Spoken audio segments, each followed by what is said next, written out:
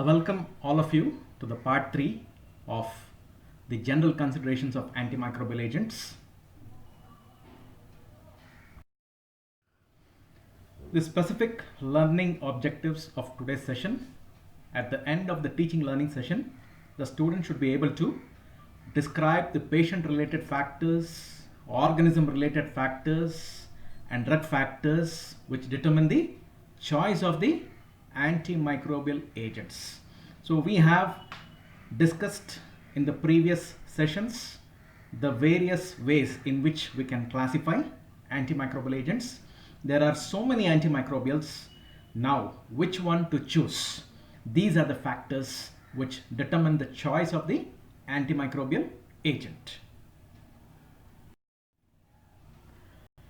Now, first of all, we should establish that it is necessary to use a systemic antimicrobial agent after assessing that the condition is due to a treatable infection. It is not likely to resolve by itself, that is, it is not self-limiting, and local measures are not going to be helpful in eradicating the infection, like antiseptics or drainage of pus. So we have to choose the ideal antimicrobial from the available list based on patient, organism and drug related factors. Age, renal and hepatic functions, local factors, drug allergy,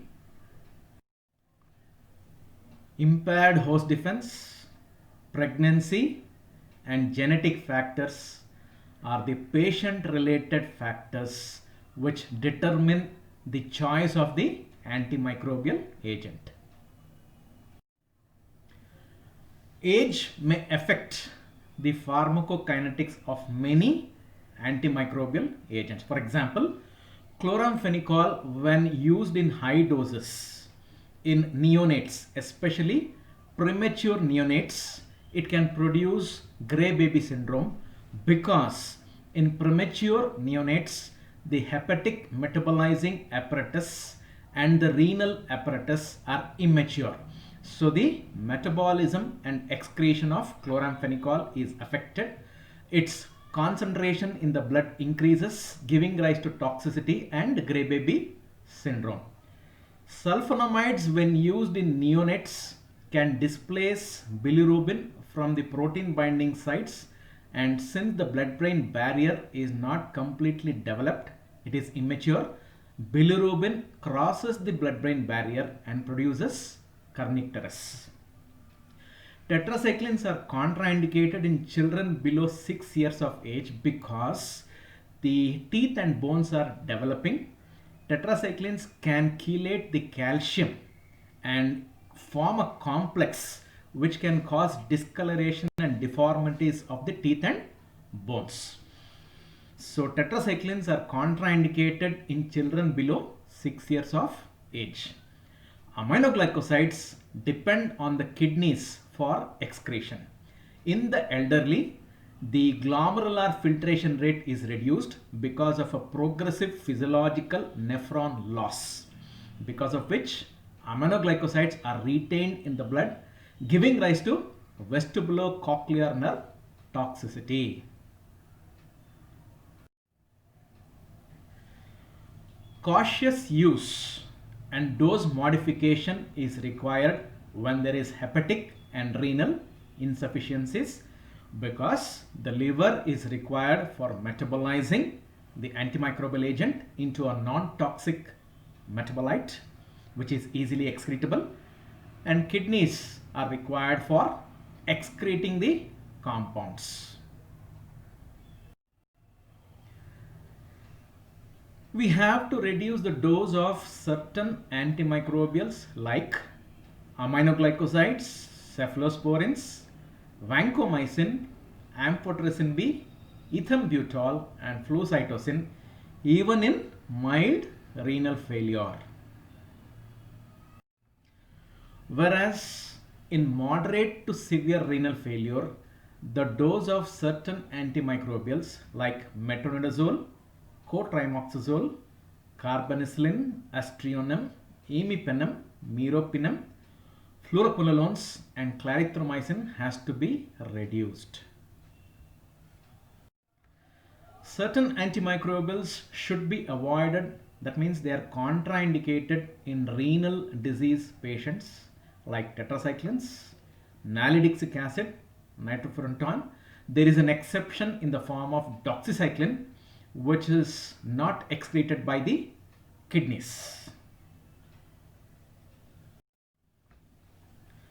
These are the antimicrobials which are contraindicated in patients with liver pathologies: erythromycin acetylate, pyrazinamide, tetracyclines, nalidixic acid, and pfloxacin.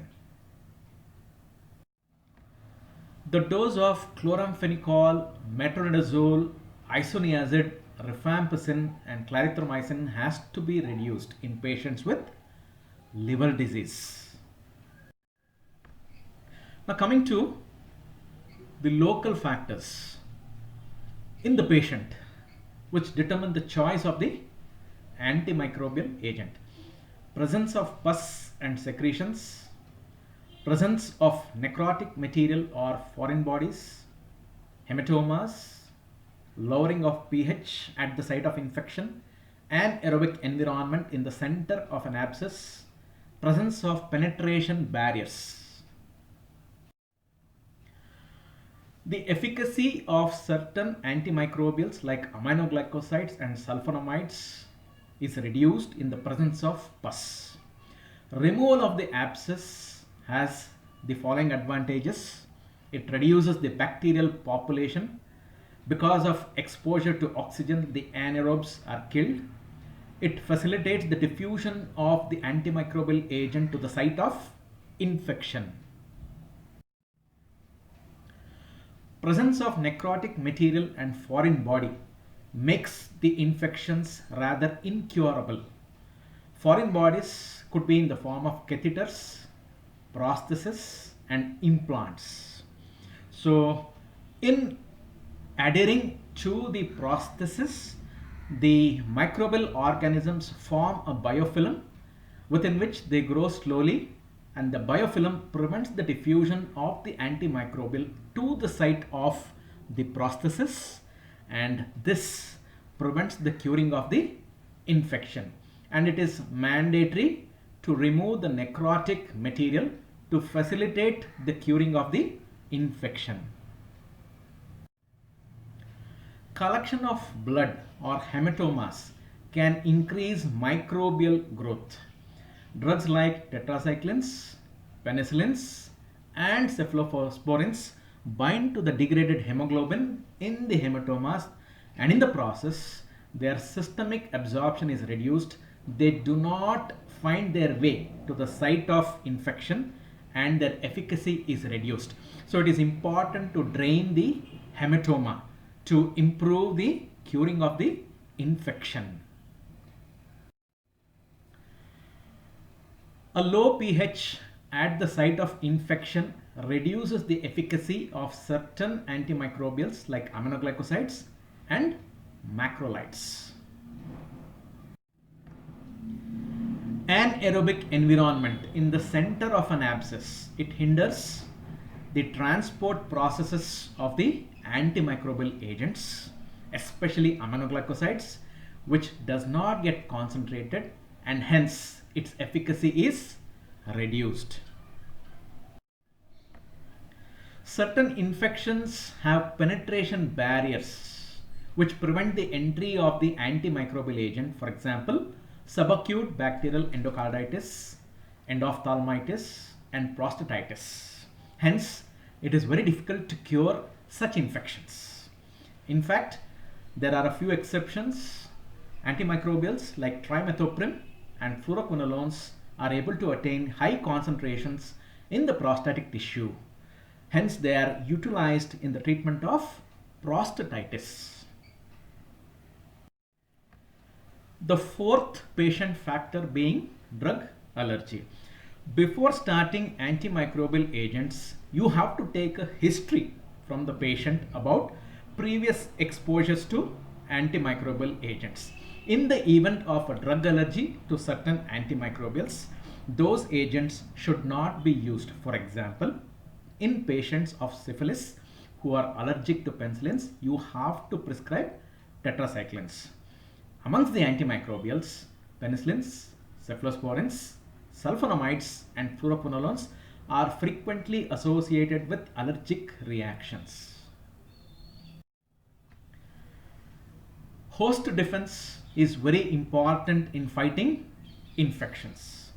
Neutropenic patients are prone for pyogenic infections, and in patients with impaired cell-mediated immunity, infections with low-grade pathogens and intracellular infections are manifested.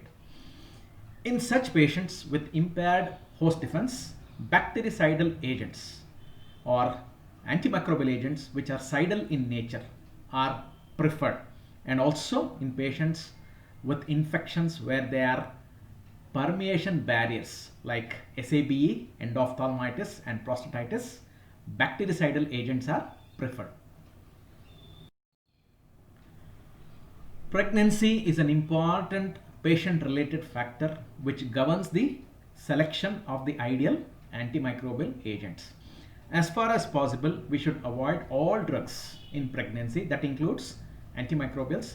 However, penicillins, few cephalosporins, and erythromycin have been found to be safe in pregnancy. They do not produce teratogenic effects. But there are some antimicrobials which are proved teratogens. Aminoglycosides can cause fetal ototoxicity. Tetracyclines are dangerous both to the mother and the fetus. In the mother, they can cause acute yellow atrophy of the liver, pancreatitis, and renal damage. In the fetus, tetracyclines have been associated with teeth and bone deformities. However, certain other antimicrobials have indicated a fetal risk in animal studies like fluoroquinolones, cotrimoxazole, chloramphenicol, sulfonamides, and nitrofurantoin. Metronidazole, which is used in amoebiasis, is non teratogenic, but it has mutagenic potential. Some genetic factors affect the choice of the antimicrobial. For example, in G6PD deficient patients, drugs like bromaquin, sulfonamides, chloramphenicol, fluoroquinolones can produce hemolysis. Hence, as far as possible, we should avoid these agents. After the discussion of the patient related considerations in choosing the ideal antimicrobial agent, we shall proceed to discuss the organism related considerations in selecting the antimicrobial agent. Every antimicrobial agent has a specific effect on a limited number of microorganisms. So successful chemotherapy must be rational, and to be rational, there should be a diagnosis. And clinical diagnosis should be made at least tentatively, and the likely pathogen should be guessed before starting the treatment with the antimicrobial agents. Majority of the times, a bacteriological or a diagnostic testing is not possible before starting antimicrobial agents because these tests are expensive, they consume a lot of time, and many a times the adequate quantity of the infected samples may not be available for testing. So most of the times empirical treatment is used, and this has been beneficial most of the times. So the following line of action may be taken before starting the antimicrobial agent. The clinical diagnosis itself directs the choice of the antimicrobial agent. A good guess can be made about the pathogen causing the infection. Choice has to be made on bacteriological tests. Sometimes it is very easy to identify the infecting organism as well as its sensitivity pattern. For example, syphilis, gonorrhea, chancroid, diphtheria, tetanus, plague, cholera, thrush, tuberculosis, leprosy, amoebiasis, herpes simplex. Syphilis, once it is diagnosed, we are sure the causative organism is Treponema pallidum. We are also sure that this spirochete is sensitive to penicillin G. Similarly, when you diagnose a patient with tuberculosis, you are sure it is caused by tubercle bacilli. And we also know all the anti-tubercular drugs which are used in the multi-drug treatment regimens of tuberculosis. Amoebiasis is definitely caused by Entamoeba histolytica, which responds to nitroimidazoles. So the treatment is very straightforward here because the diagnosis itself reveals the infecting microorganism and also its sensitivity. Sometimes it is not possible to identify for sure the infecting microorganism. You may have to make a guess based on the clinical features and the local experience about the type of organism and its sensitivity. Tonsillitis, otitis media, boils, vaginitis and urethritis. In these situations, you may have to use the most appropriate specific antimicrobial based on your experience, and you have to wait for the response and take the required action based on the response. Sometimes a gram-stained smear examination of the infected material may help you in choosing the right antimicrobial agent. This is another situation where you have to make the choice of the antimicrobial based on the bacteriological examination. You can't make a guess at all. For example, meningitis, osteomyelitis, wound infection, urinary tract infection, bronchopneumonia, empyema. So here you are compelled to do the diagnostic testing or the bacteriological testing based on which you choose the antimicrobial agent, but this may not always be possible. Why? In a rural area, the required infrastructure for diagnostic testing may not be available, and sometimes the testing facilities are available but you cannot delay the treatment, and in some cases you can delay the treatment by a few days. In rural areas, we might not have the required setup, the instruments and equipments to do the diagnostic testing. In such instances, you are compelled to go for empirical treatment. Use an antimicrobial which covers all the possible pathogens in that particular infection. And depending upon the clinical response, you may change the drug. You have the infrastructure to do the diagnostic testing, but you cannot delay the treatment in serious infections like meningitis, septicemias, and spreading cellulitis. In such a situation, before starting the empirical treatment with a broad spectrum antimicrobial, you collect the infected material and send it for culture and sensitivity. In the meantime, start the treatment with a broad spectrum antimicrobial which possibly covers all the organisms causing, say for example, meningitis, septicemias or spreading cellulitis, and later on you may modify the treatment based on the reports of the investigations you have asked for. Sometimes you can delay the treatment for a few days when the infections are not serious. For example, chronic urinary tract infections, you can wait for the culture and sensitivity reports and then start the ideal antimicrobial agent. So these are some of the tests which are used: disc agar diffusion method, broth cultures with breakpoint concentrations, minimum inhibitory concentrations MIC, minimum bactericidal concentrations MBC, post antibiotic effect PAE.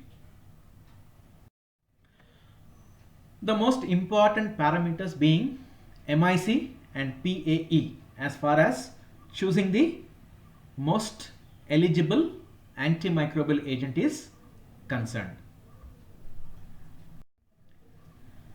The lowest concentration of the antimicrobial agent which is required to prevent visible growth of bacteria after incubation for 24 hours in microbial culture plates using serial dilutions of the antimicrobial agent is the minimum inhibitory concentration, and this is determined by what is called as the epsilometer test.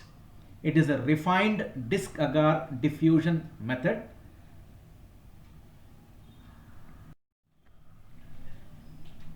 After a brief exposure to the antimicrobial agent, if you place the microorganisms in an antimicrobial free medium, they start to multiply, but only after a lag period, which is referred to as the post antibiotic effect.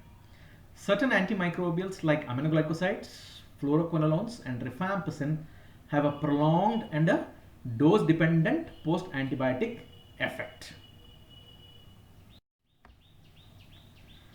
After discussing the patient related and the organism related factors, let us study about the drug related factors which affect the choice of the antimicrobial agent.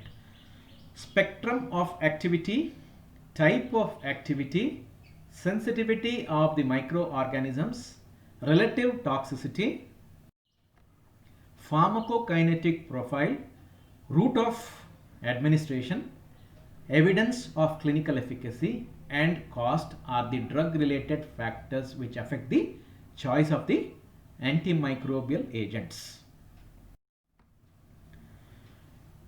Whenever we plan for definitive therapy, narrow spectrum antimicrobial agent is preferred. What is definitive therapy? That means you have diagnosed the condition based on which you identify the microorganism which is the causative organism for the infection.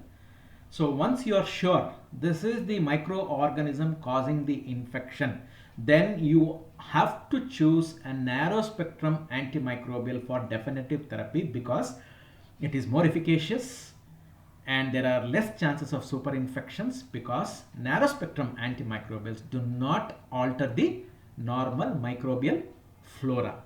On the other hand, if you are not sure about the microorganism causing the infection, then you have to choose a broad spectrum antimicrobial which is going to cover all the possible pathogens in that particular infection.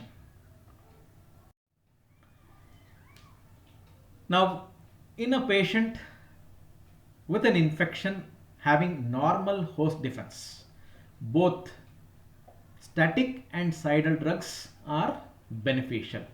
But if the host defenses are weak, you have to choose cidal drugs. And even in serious or acute infections, cidal drugs are better than static drugs because cidal drugs reduce the number of organisms at the infection site. Static drugs only prevent the increase in the number of microorganisms at the infection site. So the chances of relapse are less with cidal drugs, are more with static drugs. And also bactericidal drugs have a prolonged post antibiotic effect because of which they are more efficacious than static drugs. Even if their plasma concentration reduces to less than the MIC levels, even then they have their effect intact. That is not the case with static drugs because if the concentration of the static drugs reduces to less than the MIC, then the organisms start multiplying again, giving rise to relapse of infection. And cidal drugs are also preferred in situations where the permeability of the antimicrobial to the site of infection is less, like subacute bacterial endocarditis, prostatitis, and ophthalmitis, and also in patients who are considered carriers. That means they have the organism, they are infected with the organism, they keep on spreading the infection but do not suffer from the symptoms of the disease. For example, typhoid or enteric carriers. Now, sensitivity of the organism, obviously I am going to prefer that antimicrobial towards which the infecting organism is more sensitive, and that is based on MIC values and even PAE values. So the MIC level should be less and PAE should be more to choose the antimicrobial agent. Obviously, I am going to choose that antimicrobial agent which is less toxic. Penicillin preferred over gentamicin, erythromycin preferred over clindamycin because they are less toxic in nature. Pharmacokinetic profile is very important in choosing the ideal antimicrobial agent, because for the antimicrobial agent to be efficacious, it has to be present in a sufficient quantity for an adequate length of time at the site of infection.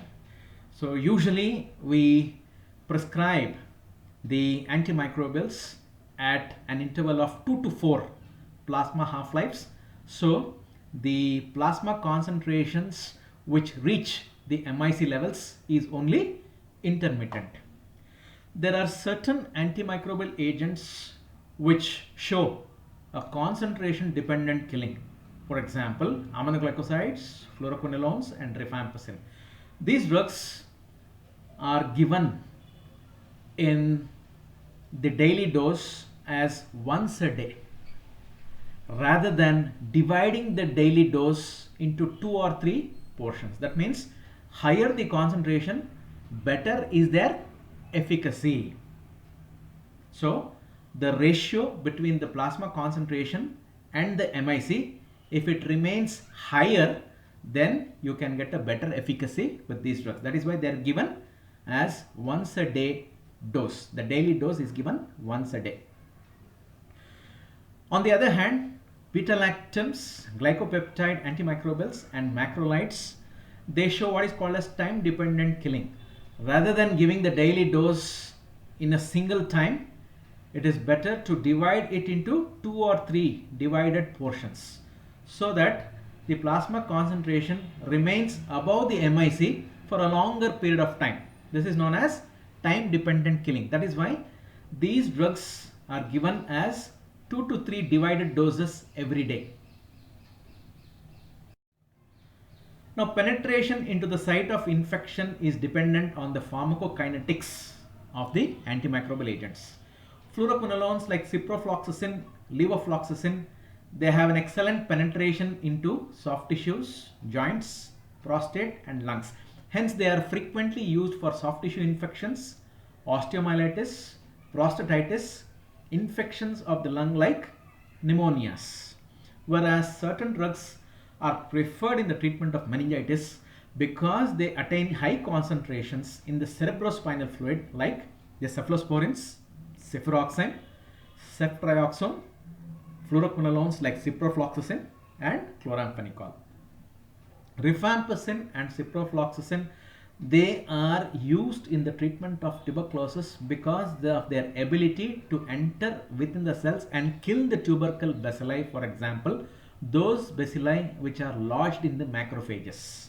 And fluoroquinolones are mandatorily used in the treatment of multi-drug resistant tuberculosis because they have the ability to penetrate into the macrophages and kill the tubercle bacilli present within the cells. Fluoroquinolones, ampicillin, and erythromycin are used in the treatment of enteric fever carriers because they attain high concentrations in the bile. Some antimicrobial agents can be given both orally and parenterally. Some can be given only orally and some only parenterally. Penicillin G is given only parenterally because on oral administration it is inactivated by the acid in the gastric juice. Aminoglycosides cannot be given orally because they get ionized in solution. They will not cross the cell membrane to attain high concentrations within the cells. And obviously for mild infections you should use antimicrobials which can be given orally.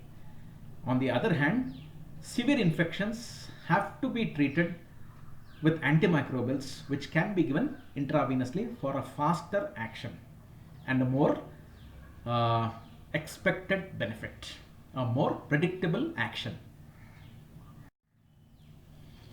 Obviously, the choice of one antimicrobial agent over the other depends upon the evidence of clinical efficacy which is given by the available clinical trials data. And the data from the clinical trials also determines the dosage regimens as well as the duration of treatment. So clinical trial data is the final parameter which helps you to choose the ideal antimicrobial agent based on its efficacy. And obviously we are going to choose those antimicrobials which are efficacious at the same time less expensive. To summarize, in this teaching learning session we have learnt about the patient factors, organism related factors and drug related factors which determine the antimicrobial selection.